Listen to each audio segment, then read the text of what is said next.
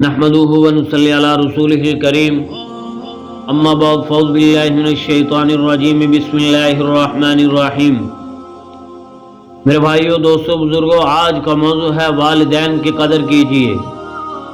والدین ایک اللہ تعالیٰ کی ذات نے ہمیں ایسی نعمت دی ہے جس کی وجہ سے یہ انسان اللہ تعالیٰ کے بہت نزدیک ہو جاتا ہے ان کی خدمت کر کے، اور ان کی بے ادبی اور نافرمانی کر کے اللہ تعالیٰ سے بہت دور ہو جاتا ہے، ذلیل و خوار ہو کر رہ جاتا ہے۔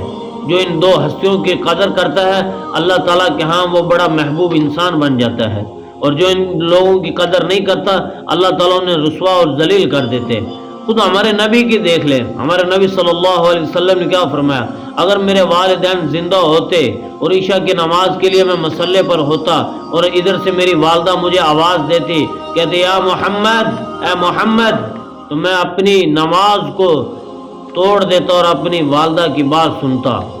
اتنے والدین کی اللہ تعالیٰ نے اہمیت اور عظمت کو بیان کیا، اللہ کے نبی نے ہمیں بتایا ان لوگوں کی قدر کیجیے۔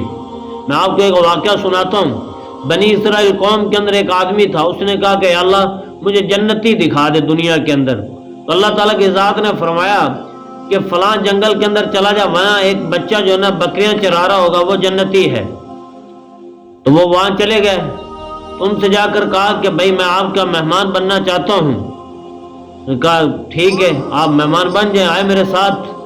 ان کو جب لے کر گھر میں آئے تو سب سے پہلے انہوں نے بکریوں سے دودھ نکال کر سب سے پہلے انہوں نے اپنے والدین کے لیے نکالا اور نہ لے کر وہ چلا گیا۔ ساتھ مہمان بھی ہو لیے۔ تو ایک کمرے کا دروازہ کھولا، پھر دوسرے کو کھولا، تیسرے کمرے کے اندر دو جانور بیٹھے تھے، بندر اور خنزیر۔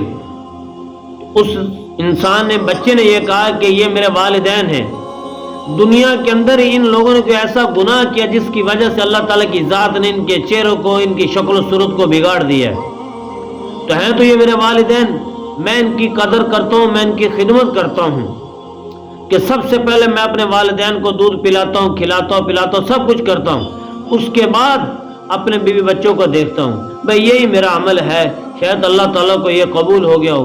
کہا ہاں یہی ہے، جس کی وجہ سے اللہ تعالیٰ نے آپ کو دنیا کے اندر بھی بشارت دے رکھی کہ آپ جنتی ہیں۔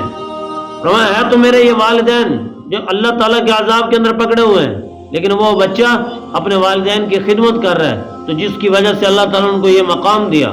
تو بنی اسرائیل قوم کے اندر تو یہ واقعہ بنی اسرائیل قوم کا ہے۔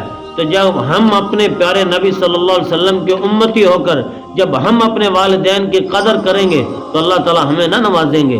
یہ امت چنی ہوئی، یہ لوگ چنے ہوئے، یہ نبی چنا ہوا، اللہ تعالیٰ نے تمام نبیوں کو دنیا کے اندر بھیجا، کوئی احسان ہی جتلایا، دنیا کو بے شمار نعمتیں دی، کوئی احسان ہی جتلایا، لیکن جب اپنے نبی کو اس امت کے حوالے کیا تو احسان کیا کہ لوگوں کہ میرا تم پر احسان ہے کہ میں نے اپنے محبوب نبی حضرت محمد صلی اللہ علیہ وسلم کو آپ کے حوالے کر رہا ہوں۔ تو ہم تو بڑے قیمتی لوگ ہیں، ہماری بڑی قدر و قیمت ہے اللہ تعالیٰ کے ہاں، تو ہمیں چاہیے کہ ہم اپنے والدین کی قدر کرنے والے بنیں۔